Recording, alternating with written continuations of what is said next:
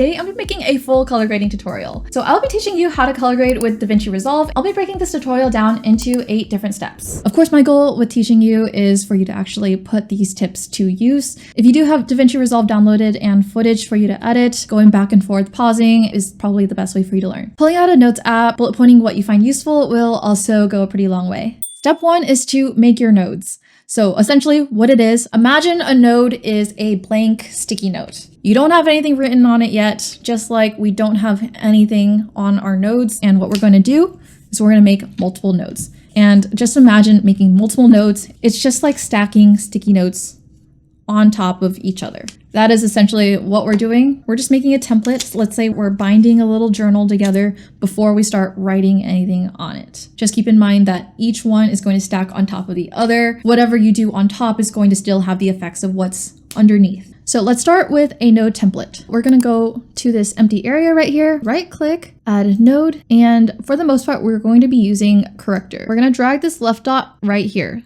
This is going to be the input and this is going to be the output. And let's just go ahead and make 8 nodes. A quicker way you can do this is just Shift S. Let's just put them all horizontal so that you'll be able to see how it all flows together a bit better going sideways. Like you're reading a book going left to right, there is a order. As long as you understand 1 goes to 2, goes to 3, goes to 4, you see these little arrows? Let's say these are our little empty sticky notes. Nothing's written on them yet, but we've got 8 sticky notes stacked on top of each other. Step 2 is making a color space transform. This sounds kind of complicated, but it's just a few settings to change, and this is only if you are filming on S-Log3. If you have no idea what that means, it's not applicable to you. Skip to the next step if it doesn't apply. If you filmed in S-Log3, then you know what I'm talking about because you chose to use that on your camera. It's kind of the equivalent of shooting in RAW for photography. It flattens out all the colors to kind of look grayed out. And what we're going to do is bring it back to life, expand those colors into our Rec 709, aka our standard color settings.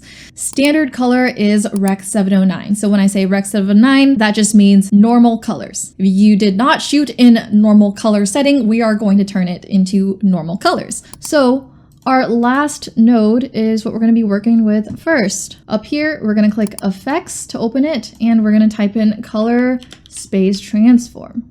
We're going to go to Color Space Transform and drag that on there. Put in our inputs, and this is going to be what settings you have on your camera. Again, if you did not film in S-Log, don't worry about it. Skip on ahead. So since I use Sony, I'm going to scroll down to Sony, which is my camera brand. I filmed in S-Log3. We're going to click S-Log3. For our output, we're going to use Rec 709 and another in Rec 709. This is in alphabetical order. You can just scroll down to the R's. Rec 709. Cool. So now we've got color. This is before, this is after. So now that we have something on this node, you're going to see a little symbol of what we have here. We have one effect. What we're going to do, and this is a good habit to get into, is we're going to label them. Right click, node label.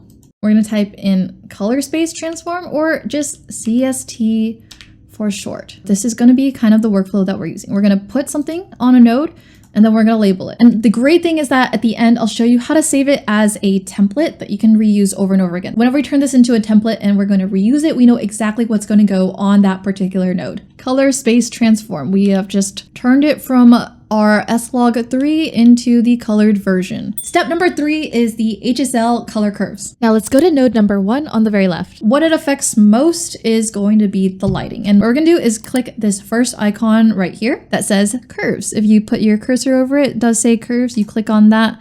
This is what it's going to look like by default. You've got this straight line here explaining what this curves mean. Toward the left is all the darker parts and towards the right is all of the highlights, aka the brighter parts. So if you want the brighter parts to be even brighter and just make it very bright, there you go. You don't want it to look like this though. Control Z or Command Z to undo. If you want to take the darker parts and turn it darker, yeah, you can do that as well. So you can really do a lot with this. This is pretty much going to be your preference on whether you want things to be very contrasted, like super bright brights and super dark darks, or if you kind of want that flatter look. I like to bring the blacks up a little bit so they are a little lighter. The highlights down a little bit so that you don't get perfectly white whites or perfectly black blacks. But I do like having the midtones to have some contrast. So we're going to take the left side of this graph where the shadows are and drag it down a little bit. And then on the right side of the graph where it's the brighter midtones, we're going to take a point and drag it up. In order to see before and after, you can do Control D or Command D on this node. So off and on. I definitely like to always compare before and after. So I kind of like that it gave a little bit more contrast. I'm still going to adjust it here and there. And I think something like this is pretty good.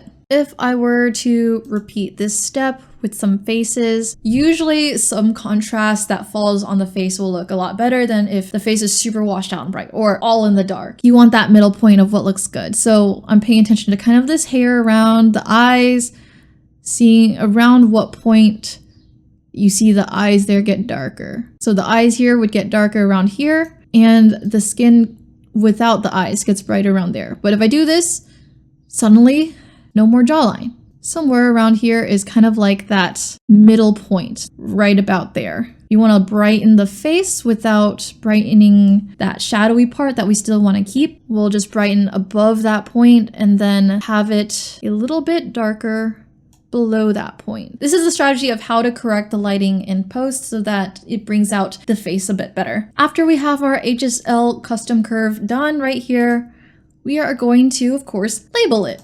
HSL Custom Curve. So far for step 1, we've made our nodes as a template. Step 2, we've done our color space transform or skipped it if it didn't apply to you. Third is that HSL Custom Curve. Step 4 is going to be the color wheels. Here on the side, we have these beautiful rainbow wheels. It's exactly what it sounds like, color wheels. If it's clicked on anything else, what you want to do is you want to click this little icon, this circle right here, and you're going to see Primaries - color wheels. The first thing you want to do in terms of the color is any sort of color correction. So say if your footage originally was to blue, let's say maybe it looked like this originally, you want to change the temperature. So the temperature here is what makes things more blue to more orange. So kind of this cooler look to the warmer look. Balance it however you'd like. The tint goes from green to pink. And of course, this is up to your preference as well of what you want it to look like. So here is the blue and the orange, here's the green and the pink. What a lot of older cinematic movies like to do is they like to do the orange teal look or the orange blue. So it's a great way to introduce contrast in the color. Typically, our eyes love seeing contrast. We love seeing brights and darks, oranges, blues, orange and teal. Orange is typically in that mix because that's generally what our skin tones lean towards as people. So this is a stylistic preference of what you want to go with and what kind of style you want to produce. What it says here is lift, gamma, gain, offset. The easiest way to explain it is the shadows, the midtones, the highlights, and the everything. So what we're going to do for the shadows is we're going to take it and drag it down towards that greenish bluish area. So as you can see, the more I drag it down, the more color you get. You definitely don't want it to be so drastic. What you're going to do is click anywhere on the wheel and drag your mouse in that direction that you want to change it to. So I dragged it down just a tiny bit towards that green and blue. You'll see the numbers change here very slightly.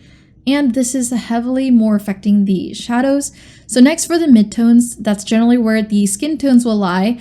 As people, our skin tones tend to lean a bit more orange. We're going to bring that out a little bit better. Click on the wheel. And as you can see, if I drag out in this direction, our footage gets really orange. Again, you don't want it to be too drastic. You just want to click anywhere and drag it a tiny bit up and out and to the side. Now for the highlights, it really depends on the look you're going for. What color do you want the brightest parts to be? Let's just experiment. So this is what's going to look like. Blue, pink, orange, green. Of course, you can continue to make adjustments in the temperature and the tint as you move everything around. So for our highlights, I think I'm just going to keep it as is. So we're going to label this node as our color wheels. So our second node is done. We're going to move on to our third node. For our third node, it's going to be very similar. We are going to adjust the log wheels. So if you go over here to this log wheels icon, you get something that looks pretty identical to the regular Primaries color wheels. For our Primaries log wheels, you get another set of 4 rainbow circles. What is the difference between the 2 sets of wheels? I'd say for the first one, the Primaries color wheels, those affect the image a lot more drastically. For the log wheels, I'd say it's a lot more gentle. It looks like you're changing just the undertones. So for example, if I move these shadows, you can see that the color in just those shadowy areas changes. And this is in contrast with the regular color wheels, where if you just change it a little bit, suddenly everything changes. It's got this broader spray of color where you're kind of aiming for the shadows, but you're still affecting everything else around it. So for our log wheels are going to be a lot more pointed at just what we're trying to adjust. Another great way to visualize it is to see this parade scope right here. You're going to be able to see kind of that spread of color. So if I were to adjust the color wheels, you can see how much it moves, right? You see everything else goes down, the green goes up as I move the green. You can see how it all moves. If I were to go to the log wheels and move it towards the green,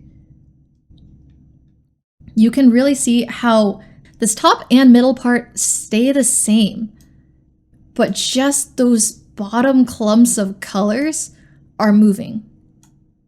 It's so much more pointed. If you see it right here, this does not budge. Here and above does not budge.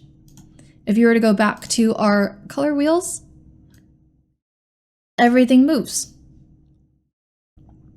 What moves the most is the bottom, but everything still moves. So that's just an explanation between the 2 sets of wheels. For the log wheels, I'm going to just do the same thing and move the shadows a little bit to the green and then the midtones more to the orange. Another label, we're still going to stay organized. We're going to label it as our log wheels.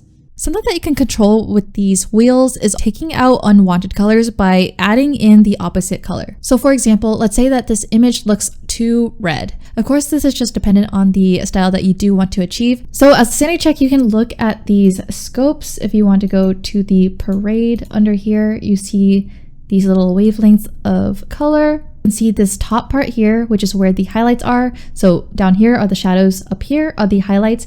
You can see that the red extends further up higher than the green and the blue. What that means is that in the highlights, we have more red. So if we want to turn the highlights down from having so much red into something a lot more level and neutral, we can go to the gain and add in the opposite color. So if red is over here, opposite side of the wheel goes down this way. And what you can do is you can take it and drag it a little bit in the opposite direction until it looks a bit more even. And maybe this is affecting too much of the rest of the image. Now, if you look at it, maybe it's too blue. Instead of dragging it all down towards the blue, you can do a more localized version just by going to the log wheels and just touching the highlights only and pulling down the highlights from the red a bit more towards that blue cyan side, watching the scopes here until they all reach about the same level. The blue maybe looks a little bit lower. We can add a little more towards the blue. Now we can objectively know that the highlights are neutral colored. You can pull towards the colors that you do want or opposite direction of the colors that you want less of. So using these scopes is a good way just to kind of get an objective view of what you're doing. For example of color correction, let's say the footage you got was originally just too blue and this is not the look you want, and you want to bring it a bit more towards what would be neutral. What we can do is we can either use the primary color wheels or the log wheels, and we can adjust the offset. So let's say all of it just looks too blue all around. Can pull it in the offset to bring all of it towards the correct direction. So you're not using the scopes to tell you what you should do, but you're using it to give you an objective view of what you are doing and what direction you're taking it. The most important thing is you or your client likes how it looks, and that's the style that you're going for. Staying organized and separating things out into different nodes helps in the long run when you're wanting to copy what you've made and paste it onto everything else. So that way you can compare and contrast which ones you want to take out, which ones you want to adjust. You want to eventually get to the point where you move fast, you copy and paste, and you make little adjustments along the way. One more thing that you can adjust in this area is the saturation. On the second node for the color wheels, I'll adjust the saturation. Typically the default is at 50. You can boost it, or with the color boost option, you can also boost it as well. So this will also be up to your preference of how saturated you want it. Of course, you don't want it to be so heavy-handed. I'll do like a 4 or 5 for the color boost. I tend to prefer color boost over saturation, and the difference is adjusting the saturation will evenly saturate everything. Color boost will take the least saturated and saturate that more. Saturation will just boost everything altogether. So step number 5 is adjusting the rest of the HSL options. So here on our first node, you see that we have our HSL Custom Curve. For our next node on number 4, we are going to be looking at the rest of the HSL curves here. The first one that we had adjusted before was this first tab here and first tab here. So next up, we will be clicking through the rest of these options. You don't have to use them, but knowing when to use them in the right scenario will go a long way. If you're familiar with graphs, you've got like a x-axis and a y-axis. So each of these curves have 2 different variables. Hue versus hue is color versus the color. You can see where all the yellow and oranges are just about here. As you can see, we do have quite a bit of yellows and oranges on our image. But let's say we want to change the color of all these yellows and oranges. So aka the hue. We're gonna click one of the yellow areas here, and it will make this spot and 2 little anchor points on the side where you can take this middle point and drag it up or down. And as you can see, the color in that same yellow area that I had clicked here with our little qualifier eyedropper tool, it will select everything that's kind of in that same color range, and you can change the color. So that's what's meant by hue versus hue. It's the color versus color. You can select a color and then change the color. For hue versus saturation, you can change how vibrant you want a color based on a color that you pick. So for hue, for example, let's say I want to select this blue area here. It's kind of grayish blue, but I'm thinking it's looking kind of unsaturated. So let's turn up the saturation of just these blue areas, meaning let's make it a bit more vibrant. And as you can see, I can drag it up and it turns a bit more vibrant. If I want to kind of expand the range that this affects, and I want it to affect a bit more of this color range, maybe back it up a little bit more into the teal, you can select this endpoint here. You'll kind of have this slider number at the bottom of the input hue right here. I'll click on that number and drag it to the left, and that will change my point. And so now this general color range here from the teals to the blues are what's affected, and I will turn up the saturation like so. You can make a little bit more points just to make it a bit smoother. Now we kind of have this bump in vibrancy from the teal to the blue areas. So hue versus saturation means you pick a color and you adjust the saturation or the vibrancy of that color. Next, hue versus lume. Lume meaning luminance. So the brightness. You can kind of think of looms like lumens from light bulbs. Basically, it is just how bright something is. So hue versus lume would mean you pick a color, and from that color selection, you can change the brightness of that area. So let's say this yellow part of this doorway is a bit too bright. Let's select it, and it will select right here around where it is, and we turn it down. And you can see that doorway and the chairs here, everything that's a bit more of that yellow part, change to be a bit darker. And what you want to make sure of when you're touching this orange to yellow range is that you're not also affecting the skin tones. So the skin tones still look like they're intact. They're probably a bit more towards this red range area. So I'll leave that untouched, maybe scoot that up a bit just to make sure I'm not changing the skin. I'm just changing the yellows of the background to be darker, and just hit 1 to reset it back to normal if you accidentally go a little off track here. One is that baseline.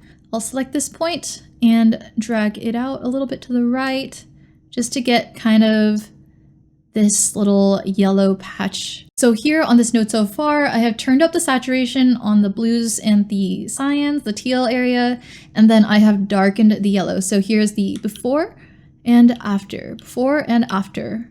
I do like it better with the yellows being darker. I think one more thing that I'm gonna do is I'm gonna go back to the hue versus hue, and let's actually turn this yellow in this doorway a little bit more orange to red.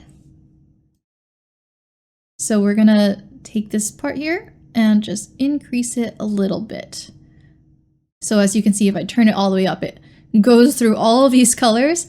Let's just turn it a little bit from yellow, slightly more red, before and after. So as you can see, this door in the back turned a little bit more orange and darker, along with the yellows of the chair, and the blues here and the blues here turned a bit more saturated. So here's what the rest of the graphs look like so far. Hue versus hue, we turned the yellows a little bit more orange. Hue versus saturation, we made the blues more saturated. Hue versus loom, we made the yellows a little darker. Now we have these gray looking graphs in the back here.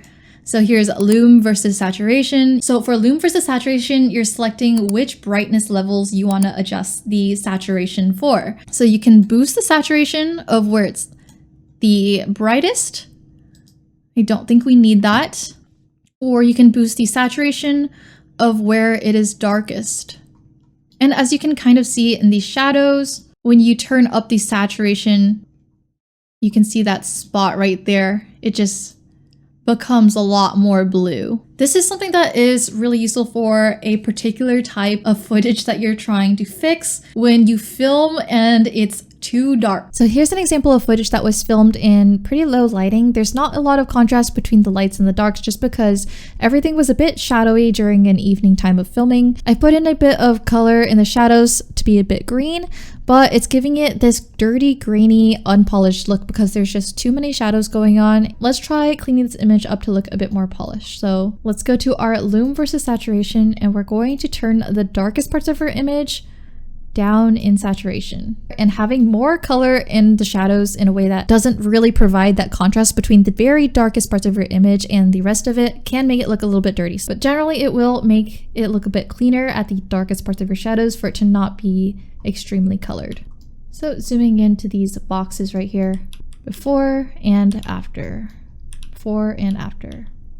So that's loom versus saturation. Next is saturation versus saturation. What I usually find this useful for is if the most saturated parts of the image are just way too saturated. What you want to do is turn down the saturation from the right, because that's where the highest saturation is going to be on this sat versus sat. So you can take the right side and drag it down, and this will kind of level out the saturation where maybe the most saturated parts will be less saturated. And of course you can adjust based on your preference.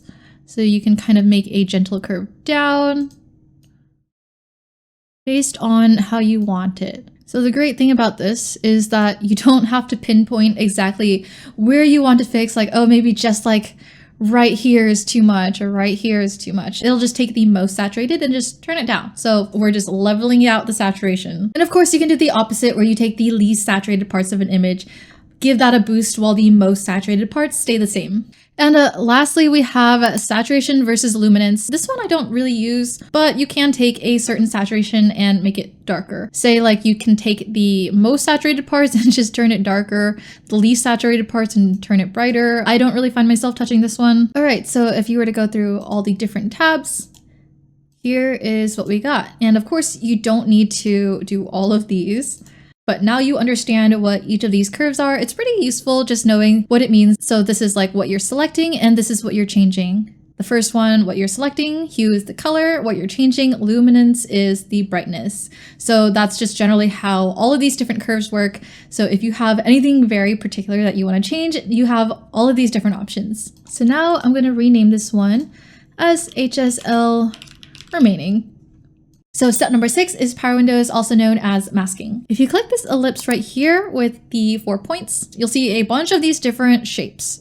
This is for if you have to make a particular selection around something or around a particular area and just edit that area only. Let's say the window is too bright, you don't like the color of the tree, something like that. I would recommend that you try to do this sparingly because the point of a good color grade is that you want to be able to copy and paste something. So it makes the color grade not as copy paste friendly, if that makes sense, because maybe in the next clip it's going to be in a different spot, maybe it won't be there. If you're making a selection and you copy and paste it and then suddenly that selection is highlighting some other part, you have to go and edit that. Masking prevents it from being a bit more broad use. So just use it after you've already finished the rest of the steps that I mentioned and you still have some problem areas that you need to fix. I do think for this clip in particular, it's just way too bright coming from this left side and this top part, and I don't want to bring down the brightness of everything else below just this top area.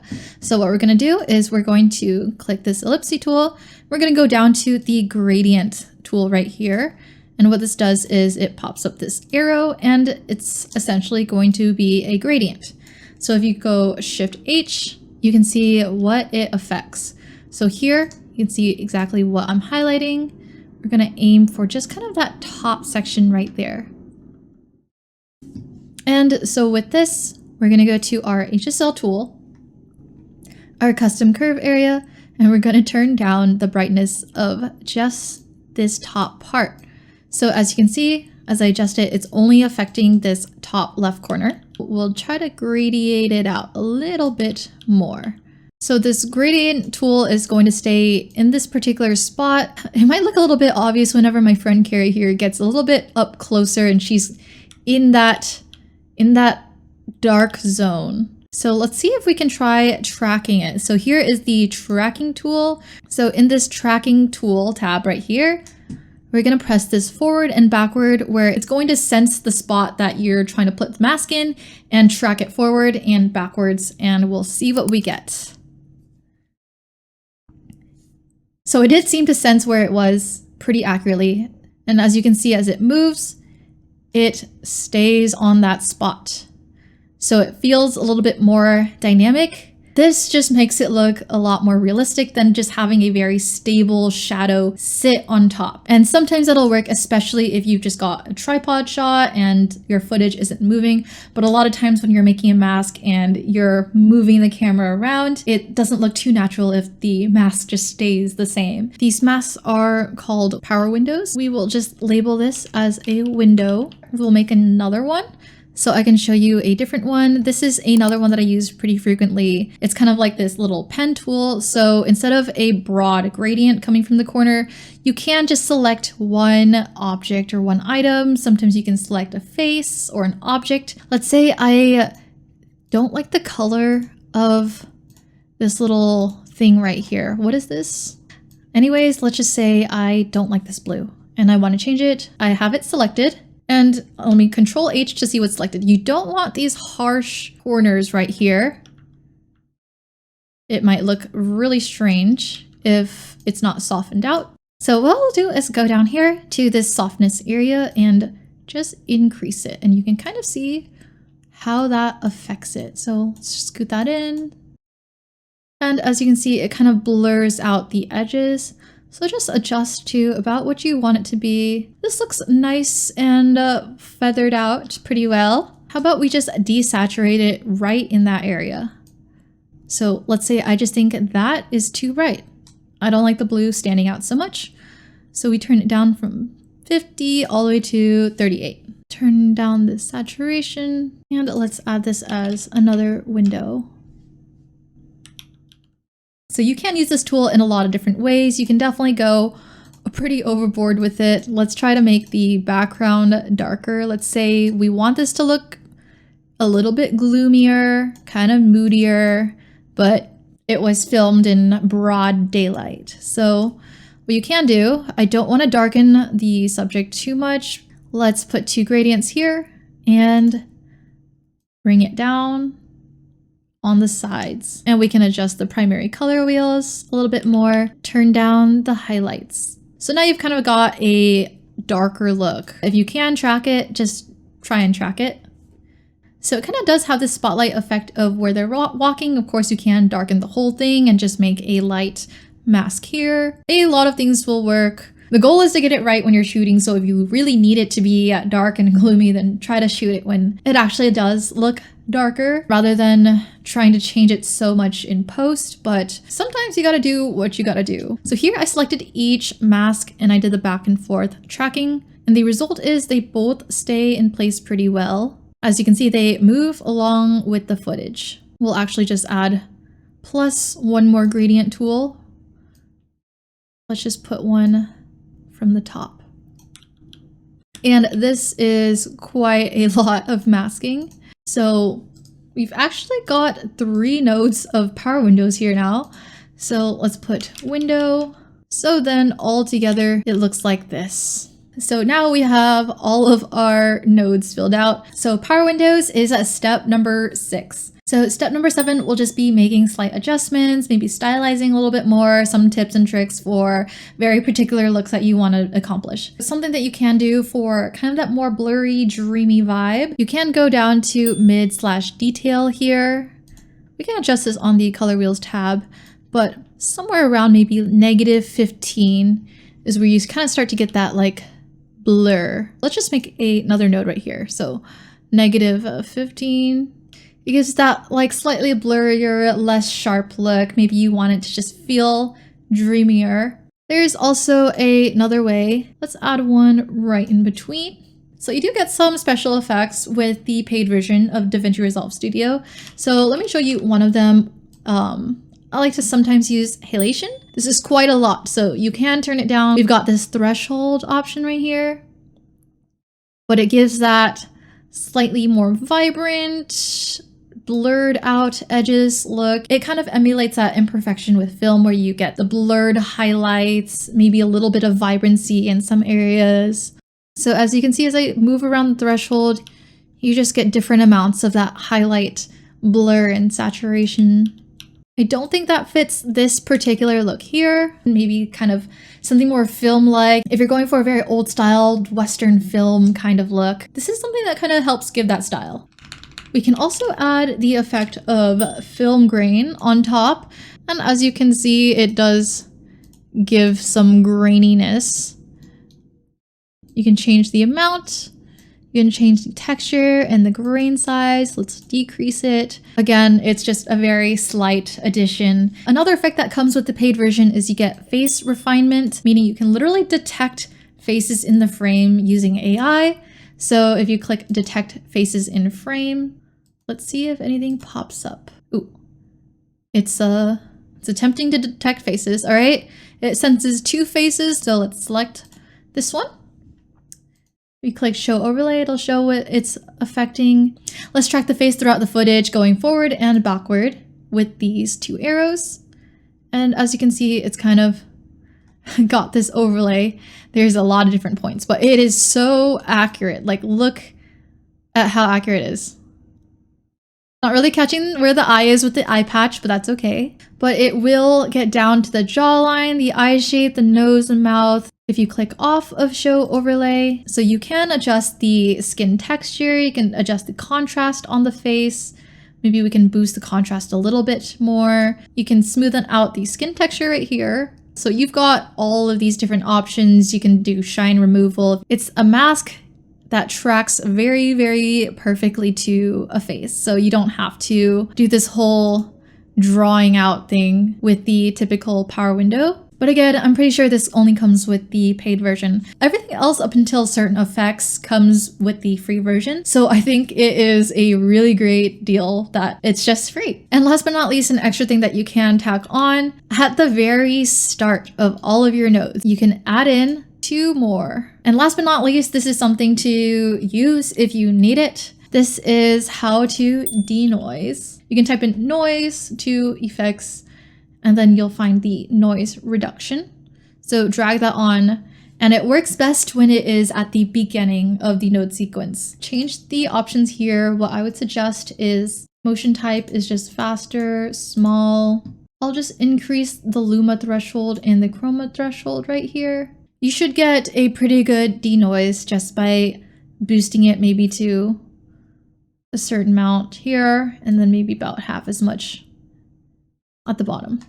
Noise reduction might tend to make your footage look a little bit too smooth. So what you want to do is go in on that second node that you made here, click this little drop-in triangle tool right here. It's the blur tab.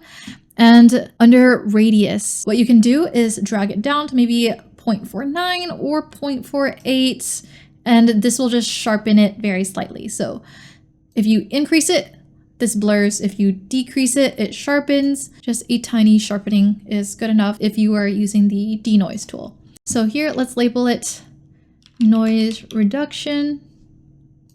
And here we can label it as sharpen. And we are done. And let me teach you just how to copy and paste this, save it as a template so that you can reuse it over and over again. You don't have to do all of these steps. So you have all of these different clips here. What you can do is, let's go back to this one right here. Click on the clip that you want to color.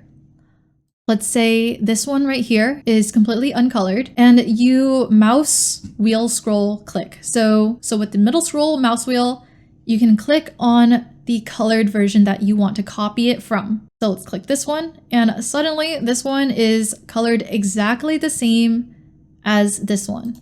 So you've got it all copied on. The great thing is that you can just do that over and over again, just the mouse scroll wheel click. And then you can go ahead and make these slight adjustments. So things to kind of monitor is if the tracking is still working, this one has to be moved back over here, sized up. And this is the issue I said with using too many masks. It's that you want to minimize having to do this as much as possible. And we're just going to have to retrack that now. For the AI face refinement, we're going to often have to retrack that again as well. If the colors have changed a little bit between clips, you can make extra adjustments. A lot of times I will have to go in and usually make a little bit of adjustment to the custom HSL curve right here. So now you have a pretty consistent color grade that you can copy and paste between different clips and make adjustments as needed. If you go through and you're like, oh, I actually want to see what it looks like without this one particular node. If I need to change it or make adjustments, you can go in and just control these. See what it looks like with and without it. Make adjustments as needed. Now what we're going to do is we're going to save this as a Powergrade, and Powergrade is essentially a template. So think of a LUT, but you're able to really customize it based on what you already have made. And this is particular for DaVinci Resolve. LUTs can be used in between different programs. It's just like throwing a filter on top.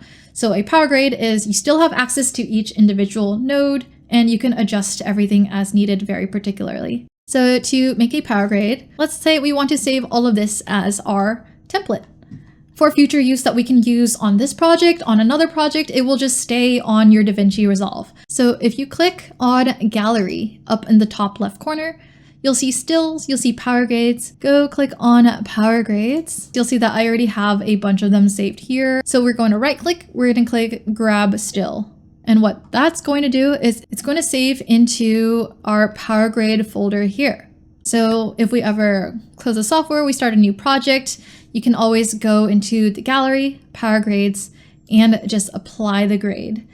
And so, ta-da, here is our finished color grade right here. We have it saved as a Powergrade. You know how to copy and paste it on with the little mouse wheel click. This is pretty much most of the tools that you do use for color grading. There are more certain techniques like using these scopes. There is this vector scope right here where you can turn on the skin tone indicator and you'll see this little line going here through this area. How do you use this is you just put this eyedrop tool that's automatically here on top of a skin tone, and it should pretty much just fall around this line. Honestly, you can eyeball how the skin tone looks, or you can use this tool as a sanity check just to make sure the skin tone is accurate. Of course, there is a lot more that you can do, but I find that this is already pretty sufficient. Thank you so much for watching. If you found this helpful, leave a like or a comment. If you also have any suggestions of your own, please let me know. Bye!